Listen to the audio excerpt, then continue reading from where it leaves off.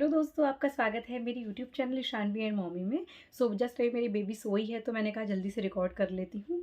आज मैं आपको बताने वाली हूँ कि डिलीवरी रूम में आपके साथ क्या-क्या होता है। जैसे आप प्रेग्नेंट हैं, आपकी डिलीवरी होने वाली है। हाँ, वो नॉर्मल डिलीवरी हो या सी सेक्शन डिलीवरी हो, इसमें डिफरेंस है क्योंकि मेरा सी सेक्शन हुआ है।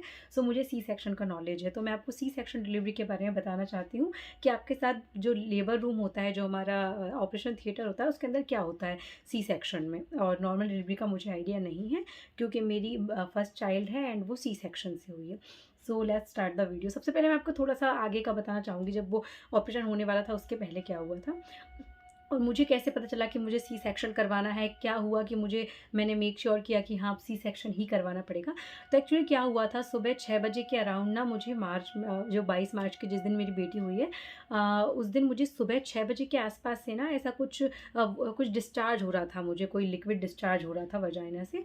मैंने उसको एक बॉटल, एक कुछ लिक्विड डिस्चार्ज हो रहा था वजाइना से। तो मैंने मम्मी को बताया कि मम्मी मुझे ऐसा ऐसा हो रहा है। पर मम्मी ने कहा कि अरे कुछ नहीं होता, क्योंकि वो सही वही बात है ना, उनकी 20 साल 25 साल पहले डिलीवरी हुई थी। उन्हें उस चीज़ का, अब उन्हें मतलब जो वाटर ब्रेक होता है उसका उन्हें आइडिया ही नहीं है कि वाटर ब्रेक क्या होता है एक्चुअली, है ना, क्योंकि उन्होंने वो चीज़ नहीं देखी है ना। तो मैंने उनसे कहा मम्मी ऐसे होता है कि पानी की थैली फट जाती है। तो उन्होंने कहा मुझे कोई आइडिया नहीं है और कुछ नहीं होता, तू तो बैठी रहे ना, मतलब शांति से।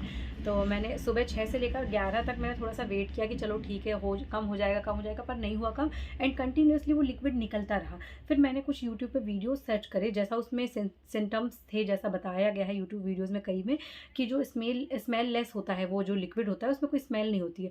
तो मैंने थोड़ा सा फील किया कि वो स्मेल नहीं थी उसमें भी। तो फिर मुझे कहीं ना कहीं मेक श्योर हो गया था कि अब डिलीवरी का टाइम आ गया है। तो मैंने मम्मा से कहा कि चलो भाई चलते हैं। तो फिर मम्मी ने कहा कि नहीं कुछ नहीं है, तू ज़बरदस्ती तो इतना सोच रही है। फिर मैंने मेरे छोटे भाई से बोली कि चल यार भाई, तू मुझे ले चल, मुझे थोड़ा सा डाउट है। फिर वो मुझे लेकर गया जहाँ पर मेरी डॉक्टर थी। फिर वहाँ पे हम पहुँचे तो उन्होंने देखकर ही बता दिया कि आपको जो है डिलीवरी होगी और आपका सी सेक्शन होगा, क्योंकि आपका जो वाटर बैग है वो ब्रेक हो गया है, आपकी पानी की थैली फट गई है और आपकी जो वजाइना है, जो आपका वो बिल्कुल भी अभी नहीं है, मतलब कि उसका जो मुंह नहीं खुला है, सर्विक्स का मुंह अभी नहीं खुला है। तो फिर मैंने कहा ठीक है, इस टाइप से ना बात हुई। फिर उसके बाद उन्होंने जहाँ पे उनको डिलीवरी करवानी थी, उन्होंने वहाँ मुझे भेज दिया कि आप यहाँ चल जाओ, मैं आती हूँ डिलीवरी करने के लिए। तो फिर हम वहाँ पहुँच गए। फिर मम्मी को फ़ोन कर दिया कि आप भी आ जाओ, एंड हस्बैंड को फ़ोन कर दिया कि आप भी आ जाओ, क्योंकि वो दूसरी सिटी में थे। तो उन्होंने कहा ठीक है, मैं भी आता हूँ। और क्योंकि हॉस्पिटल बैग मेरे पास एक रेडी था और एक मेरे हस्बैंड के पास रेडी था, मैंने 2 बैग रेडी किए थे। एक में बहुत ज़्यादा जो नेसेसरी चीज़ें थी वो मेरे पास लेकर आई थी, मैं जिसमें थोड़ी कम नेसेसरी जिनकी ज़रूरत पड़ेगी लेकिन थोड़ा कम, वो मैं वहाँ पर छोड़ के आई थी, तो वो लेकर आए उनके साथ में। एंड उसके बाद फिर मैं वहाँ पहुँची जहाँ पर डिलीवरी होनी थी। तो वहाँ पर जाते ही वहाँ पर वो नर्सेज़ ने पूछा मुझसे कि तुम्हें नॉर्मल डिलीवरी करवानी है, सी सेक्शन करवानी है? तो मैंने कहा कि मैम ने मुझसे कहा है, उनको बताया कि मुझसे मैम ने कहा है, जिनसे मेरा चेकअप चल रहा था, उन्होंने मुझे बताया है कि आपका सी सेक्शन ही होगा, बिकॉज़ आपका जो सर्विक्स का है उसका मुँह बिल्कुल भी नहीं खुला है। तो फिर उन्होंने कहा कि ठीक है, एक बार ट्राई कर लेते हैं। तो उन्होंने मुझसे पहले ये बहुत ज़्यादा वो चीज़ है, उन्होंने मुझसे कहा कि आपने सफाई की है कि नहीं आपके प्राइवेट पार्ट की? तो मैंने कहा कि हाँ, सफाई तो जनरली करी है मैंने। अब जो जनरली मुझे पता था कि वहाँ के हेयर रिमूव करने होते हैं, तो वो मैंने कर लिए थे। लेकिन जिस तरीके से उन्हें करने थे उसका मुझे आइडिया नहीं है। तो उन्होंने कहा कि हम देख लेते हैं। फिर उन्होंने देखा तो वो कहने लगे कि नहीं, ऐसे थोड़ी होता है, हमें अलग तरीके से करना है। फिर वो कर रही थी, एंड मतलब वो मुझे बहुत ज़्यादा डर लग रहा था कि यार ये कहीं कुछ ऐसे हर्ट ना कर दे, क्योंकि जल्दी-जल्दी कर रही थी ना वो। फिर उन्होंने करा, उसको कंप्लीट किया। उसके बाद फिर अ, वो मैम आई जो मेरा चेकअप करती थी, वो आई, उन्होंने देखा, उन्होंने कहा कि एक बार अपन चेक कर लेते हैं कि तुम्हारी नॉर्मल डिलीवरी के लिए कोशिश कर सकते हैं कि नहीं। तो उन्होंने ऐसे फिंगर इंसर्ट करी, सिंगल फिंगर। तो मुझे बहुत ज़्यादा दर्द हो गया उसमें, है ना। उसके बाद फिर उन्होंने 2 फिंगर इंसर्ट करी। उन्होंने कहा कि देखते हैं दर्द होता है कैसा क्या। तो वो मुझसे सहन करते ही नहीं बना बिल्कुल। तो वो कहने लगी कि तुमसे तो नॉर्मल डिलीवरी अभी नहीं हो पाएगी, उसके बाद पानी जो है कम होते जा रहा है, बेबी के लिए खतरा होगा फिर। तो उन्होंने कहा सी सेक्शन ही करते हैं। तो उन्होंने मुझे फिर भी पेन के लिए 1-2 इंजेक्शन दिए थे, दर्द के लिए, कि मुझे दर्द होते, पर मुझे दर्द भी नहीं उठा, सही बताऊँ कुछ भी नहीं हुआ मुझे। उसके बाद ना कोई लेबर ना कुछ, मतलब कुछ भी फीलिंग नहीं है मुझे कि लेबर एक्चुअली क्या होता है। फॉल्स जो लेबर होते हैं वो ज़रूर मैंने वो कर पाई हूँ फ़ील, क्योंकि वो पूरी प्रेगनेंसी में 6 मंथ के बाद से आते रहे थे। लेकिन जो एक्चुअल लेबर है वो मैंने नहीं फ़ील किया है। तो फिर उन्होंने चेक किया कि मेरे अंदर जो है ब्लड की कमी थी, हीमोग्लोबिन की बहुत ज़्यादा कमी थी। फिर उन्होंने कहा कि आप ब्लड का अरेंजमेंट कर लीजिए। फिर अरेंजमेंट ऐसा हो नहीं पाया, लेकिन फिर गवर्नमेंट हॉस्पिटल जाके मेरे भाई ने एक्सचेंज के लिए लेकर आ गया था पहले, फिर अगले दिन मेरे हस्बैंड ने आकर उनको दे दिया था। तो इस तरीके से मुझे 2 यूनिट या फिर 3 यूनिट लगा था ब्लड, तो मेरे हस्बैंड ने कंप्लीट कर दिया था जब आए थे वो। तो मुझे लगभग 2 यूनिट है जो मुझे डिलीवरी के पहले लगी थी, और शायद 1 यूनिट जो ब्लड का है वो मुझे डिलीवरी के बाद लगा था, क्योंकि उसमें खून की कमी थी बहुत ज़्यादा मेरे बॉडी में। फिर उसके बाद उन्होंने मुझे कपड़े चेंज करवाए मेरे, और उन्होंने एक मैक्सी पहना दी उनकी हॉस्पिटल में जो रहती है ब्लू कलर की, और मतलब पीछे से बांधने वाली रहती है, आगे से कुछ नहीं रहता उसका। बहुत ज़्यादा ढीली ढाली थी एकदम, है ना। और उन्होंने मतलब सारे कपड़े उतरवा लिए थे, सिर्फ उन्होंने वो ड्रेस पहना दी थी मुझे। उसके बाद फिर उन्होंने कहा कि कुछ मत खाना, कुछ मत पीना, पर मुझे क्योंकि बहुत ज़्यादा प्यास लगी थी, तो फिर मैंने उनसे पूछा था, तो उन्होंने कहा था नारियल पानी आप पी लो। फिर मैंने भाई से एक नारियल पानी बुलवाई और नारियल पानी पी। उसके बाद फिर अराउंड 8 बजे के आसपास ना चाइल्ड स्पेशलिस्ट आ गए थे, और उसके बाद जो मेरी मैम है चेकअप वाली वो आ गई थी, और एक और कोई सर आए थे, कोई डॉक्टर थे। ये तीनों आए, फिर उन्होंने मुझसे कहा कि चलो मतलब है ना, आप बेबी का टाइम अब निकाल लेते हैं, या फिर मतलब जो भी ऑपरेशन कर लेते हैं। तो फिर हम ऑपरेशन थिएटर में गए, और ऑपरेशन थिएटर में जाने के बाद उन्होंने मुझे एनेस्थीसिया देने के टाइम पे ना उन्होंने मुझे एक इस पोजीशन में बिठाया था, मैं फ़ोटो लगाती हूँ साइड में, इस पोजीशन में बिठाया, और पीछे जो रीढ़ की हड्डी होती है ना, उसमें कहीं मिडल में या नीचे इंजेक्शन दिया था। वो थोड़ा सा दर्द हुआ था, मुझे थोड़ा सा याद है, लेकिन उन्होंने इतने सडनली दिया था वो भी, बात करते करते, ताकि मुझे फ़ील ना हो पाए, पर थोड़ा सा फ़ील हो गया था। उसके बाद उन्होंने मुझे सीधा लेटाया, और सीधा लेटाने के बाद उन्होंने मेरे हाथ में जो है थंब में मेरे कुछ जो मशीन होती है एक, शायद वो लगा दी, पूरी बीपी चेक करने के बाद का सीन है ये, वो लगा दी थंब में। और उन्होंने मुझसे कहा कि हम तुम्हारी आँखों में पट्टी लगाएँ कि तुम सो जाओगी अपने आप। तो मैंने कहा नहीं, पट्टी मत लगाओ, मैं सो जाऊँगी। फिर उसके बाद उन्होंने मुझे चेक करके पूछा हर जगह पर, दर्द हो रहा है क्या, दर्द हो रहा है क्या, क्योंकि उन्हें वो इंजेक्शन का असर देखना था ना कि असर हो गया कि नहीं।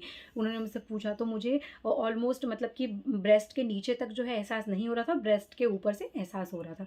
तो मैंने कहा कि हाँ, मुझे यहाँ तक फ़ील नहीं हो रहा है, इसके बाद से फ़ील हो रहा है। तो उन्होंने ठीक है स्टार्ट करते हैं। फिर उन्होंने कोई इंजेक्शन वगैरह लगाया मेरे यहाँ, जहाँ तक नीचे वजाइना में, जहाँ तक मुझे याद है कोई इंजेक्शन लगाया था उन्होंने नीचे। उसके बाद फिर कोई जेल लगाया। उसके बाद फिर क्या हुआ क्या नहीं हुआ मुझे कुछ ये पता नहीं है। हाँ, मतलब बातें वो मुझसे कर रहे थे, लेकिन मुझे सिर्फ ऐसा फ़ील हो रहा था जैसे कि जैसे हम पलंग पे कूदते हैं ना, तो वो जैसे ऐसा लग रहा है जैसे मेरे पेट पे कोई कूद रहा है, जंप कर रहा है। सिर्फ मुझे इतना ही फ़ील हो रहा था, इसके अलावा कुछ फ़ील नहीं हो रहा था। और मतलब, और फिर उस ऑपरेशन थिएटर में कुछ भी ऐसा नहीं हुआ जो कि मतलब बहुत ज़्यादा ऐसी खतरनाक बात हो।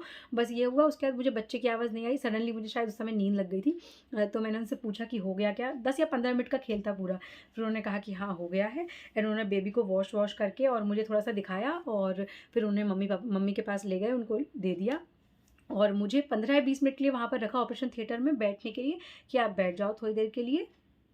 उसके बाद फिर उन्होंने मुझे ना उठाया वहाँ से, मतलब हाँ, उठाया उन्होंने मुझे उस चादर से, और उस चादर को ले जाकर एक दूसरे बेड पर शिफ्ट कर दिया। बस उसके बाद से उन्होंने कहा कि अब आप आराम कर लो, और अपने पैर के जो थंब हैं उनको हिलाते रहना धीरे-धीरे, मतलब पुरानी पोज़ीशन में आने के लिए। बस उन्होंने कहा कि अपने थंब हिलाते रहिए, मैंने थंब हिलाते रही। उसके बाद फिर मुझे धीरे-धीरे एहसास होने लगा कि मेरी नीचे की बॉडी भी अपने नॉर्मल उसमें आ गई है। बस इसके बाद मतलब कि ना मुझे ऐसा, मैंने बहुत से लोगों से सुना है कि सी सेक्शन के बाद रात में दर्द होता है या पेन होता है टाँकों में जब हम नॉर्मल स्थिति में आ जाते हैं। पर ऑनेस्टली स्पीकिंग मुझे ना मतलब नहीं कुछ पता चला। मतलब मुझे ना वो 2 दिन तक, जब तक मैं बेड रेस्ट पे भी रही वहाँ पर, क्योंकि कुछ खाने-पीने से मना किया था। एंड हाँ, इसमें एक चीज़ और है बस, आपके ना जैसे हमको क्या बोलते हैं, जैसे हमको टॉयलेट करना होता है, तो उसके लिए वो नीचे हमें पाइप लगा देते हैं, ताकि उस पाइप के थ्रू हम टॉयलेट कर सकें। और ये बहुत से लोगों का क्वेश्चन है कि जब पाइप लगाएँगे तो पैड कैसे लगाएँगे? तो ये इसमें कोई बड़ी बात नहीं है, नॉर्मल सा पाइप होता है, एकदम थिन सा पाइप होता है, और वो इस तरीके से सेट करते हैं कि पैड भी लग जाता है। पैड भी अच्छे से लगा देते हैं, फिक्सर के ज़रिए लगाते हैं। मुझे तो उन्होंने फिक्सर से लगाया था पैड, और नली भी लगी थी टॉयलेट की। और मुझे एक साइड ब्लड लगा था, तो एक साइड ब्लड की बॉटल थी, एक साइड यूरिन की बॉटल थी, वो कम होती जा रही थी, ये भरती जा रही थी। और मतलब कि इसके अलावा कुछ भी ऐसा हिलेरियस नहीं हुआ मेरे साथ। मतलब कोई भी ऐसी खतरनाक मेमोरी नहीं है कि मुझे लगे कि यार बहुत ज़्यादा सी सेक्शन डरावना है, या फिर ऐसी कोई बात की ऑपरेशन थिएटर में आपको बताने के लिए कि क्या होता है क्या नहीं होता। हाँ, एक तो हमारी जो बस प्राइवेट पार्ट को क्लीन करते हैं। सेकंड जो है, जो डॉक्टर, जब हमारा सी सेक्शन होता है तो वहाँ पर 2 मेल डॉक्टर थे मेरे साथ में और एक फीमेल डॉक्टर थी, क्योंकि वो एक चाइल्ड स्पेशलिस्ट थे और एक उनका हेल्प कर रहे थे सी सेक्शन में। तो बस वो था, तो ठीक है ना, उस समय नहीं यार फ़ील होता कि हमने क्या पहना है, क्या नहीं पहना है, और उस समय तो कुछ नहीं पहनेंगे, सीधी-सी बात है, लेकिन इतना कोई फ़ील नहीं हुआ क्योंकि ऑपरेशन कर रहे हैं ना, वो कौन-सा हमें देखने वाले हैं। बस इसके अलावा एनेस्थीसिया का जो मेन था वो थोड़ा-सा है कि हल्का-सा पेनफुल रहता है, और वो कहते हैं कि आपको इस पोज़ीशन में ही बैठना है, आपको इस पोज़ीशन से हिलना नहीं है बिल्कुल, नहीं तो ज़्यादा दर्द होगा। बस इसके अलावा कुछ नहीं, बेबी हो गया, बेबी को वॉश करके उन्होंने दे दिया। उसके बाद फिर मतलब मेरा तो 3 दिन में मैं वहाँ से डिस्चार्ज हो गई थी, क्योंकि चौथे दिन होली थी, तो उन्होंने थर्ड डे पे मुझे डिस्चार्ज कर दिया था। और 7-8 दिन मेरे बाद मेरे टाँके जो घुल गए थे, तो उन्होंने बस एक धागा पकड़ के खींच दिया था और फिनिश। उसके बाद से मतलब मुझे आज तक ना कभी ना मेरे स्टिचेज़ में दर्द हुआ मुझे, और मेरे स्टिचेज़ ना भी मतलब इतने स्टिचेज़ लगे थे ऑलमोस्ट 10 या 11, लेकिन अब वो ना एकदम इतने से बचे हैं, क्योंकि आजू-बाजू के जो हैं बिल्कुल वो नॉर्मल स्किन बन गई है, और बस बीच-बीच के जो टाँके हैं वो बचे हैं। उसके अलावा कुछ भी नहीं है मुझे उनमें। हाँ, बस मेरे साथ ना भी एक बार मिसकैरेज हो गया था रिसेंटली, मतलब ये डिलीवरी के बाद। तो मुझे उस समय पे थोड़ा-सा मेरे टाँकों में थोड़ा-सा दर्द हुआ था। उस समय ये हुआ कि 2 मंथ कंसीव हो गया था, मुझे पता नहीं चला कि कैसे कंसीव, मतलब इतना ध्यान नहीं दिया एक्चुअली मैंने बच्चे की केयर में। मुझे लगा कि नहीं हुआ होगा कंसीव, एंड कंसीव हो गया था। तो उस समय मुझे मेरे टाँकों पे असर ज़रूर पड़ा था, क्योंकि मुझे एबॉर्शन करना पड़ा था फिर उस समय पे डॉक्टर की सलाह से। तो वो मुझे फिर उसमें पेन होता था, क्योंकि जब मैंने एबॉर्शन किया था, तो फिर मुझे कुछ दिनों तक उनमें काफ़ी ज़्यादा पेन होता था। एंड क्योंकि सीधी-सी बात है ना यार, वो टाँके, वो पेट हल्का-सा बढ़ गया था, तो उस समय पर टाँकों पे बहुत ज़्यादा असर पड़ गया था। इसके अलावा मुझे सी सेक्शन में कुछ भी डरावना नहीं लगा, और बहुत से लोग पूछ रहे थे कि सी सेक्शन में कितना कॉस्ट आता है, तो इसके लिए अलग से एक वीडियो बना दूँगी, क्योंकि हर हॉस्पिटल का, हर सिटी का अलग-अलग रेट होता है। मेरे सी सेक्शन जो स्पेशली था, उसमें सिर्फ 27,000 रुपए लगे थे, लेकिन उसके अलावा जो खर्चा हुआ है, बाप रे बाप! वो ज़्यादा लग गया, क्योंकि बच्चा लैक्टोडेक्स पिएगा, मतलब फॉर्मूला मिल्क पिएगा, उसके बाद फिर प्राइवेट हॉस्पिटल में इवन ये मान लीजिए आप कि जो मेरी स्टिचेस पे जो रुई लगाई गई थी ना, वो भी मेरे घर से मुझसे खरीदवाई थी प्राइवेट हॉस्पिटल वालों ने। वो कुछ भी नहीं उनका यूज़ करते हैं, जो हमारा ब्लड एकदम से निकलता है, उसको तक पोंछने के लिए उन्होंने कपड़ा अपने से माँगा। हर चीज़, मतलब इवन अ सिंगल थिंग वो पूरी हमें अरेंज करनी पड़ी। तो ऑलमोस्ट जो है सी सेक्शन कुछ भी कर लो 60-70 हज़ार रुपए पहुँच ही जाता है कम से कम। एंड आप अगर मेट्रो सिटी में हैं तो फिर डेफ़िनेटली उसका ज़्यादा खर्चा आएगा। और कुछ लोग पूछ रहे थे कि हॉस्पिटल प्राइवेट गवर्नमेंट हॉस्पिटल में सी सेक्शन करवाने में क्या दिक्कत होती है? देखो, दिक्कत कुछ नहीं होती है, प्रोसीजर बिल्कुल सेम है, और मेबी वही डॉक्टर जाके आपके गवर्नमेंट हॉस्पिटल में आपका सी सेक्शन करे। बट बात ये है, उसके बाद जो 2-3 दिन की केयर होती है ना, उसमें नर्सेज़ बिल्कुल भी केयर नहीं करती हैं। मेरे यहाँ के 2-3 रिलेटिव्स का हुआ है, एंड मतलब वो ना बिल्कुल ऐसे पड़े रहने देती हैं, ना डॉक्टर ऑब्ज़र्वेशन के लिए आता है। सॉरी किसी को बुरा लगे जिनका हुआ हो, लेकिन नहीं, सच बात है ये, क्योंकि ऑब्ज़र्वेशन के लिए नहीं आते हैं। पेशेंट जो है दर्द से चीखता रहता है, लेकिन वो लोग आते ही नहीं हैं। हाँ मैम, रात में आएँगी, जब तक पेशेंट सो जाए, और बिल्कुल वो लोग इस तरीके से ध्यान नहीं देते हैं, ना बेबी की केयर करते हैं। बल्कि मेरे बेबी के लिए तो साइड में पालना लगा हुआ था एक पूरा। मैंने दूसरा रूम बुक करवाया था मैंने, मतलब कि थोड़ा-सा लग्ज़री था, ज़्यादा लग्ज़री नहीं था, पर मीडियम रेंज का जो था वो मैंने शायद 2000 रुपए पर डे वाला रूम बुक करवाया था। तो साइड में एक ऐसा पालना था बेबी के लिए, उसमें बेबी लेटता था, और मतलब प्राइवेट हॉस्पिटल में बहुत अच्छा हाइजीन वगैरह का पूरा ध्यान रखते हैं।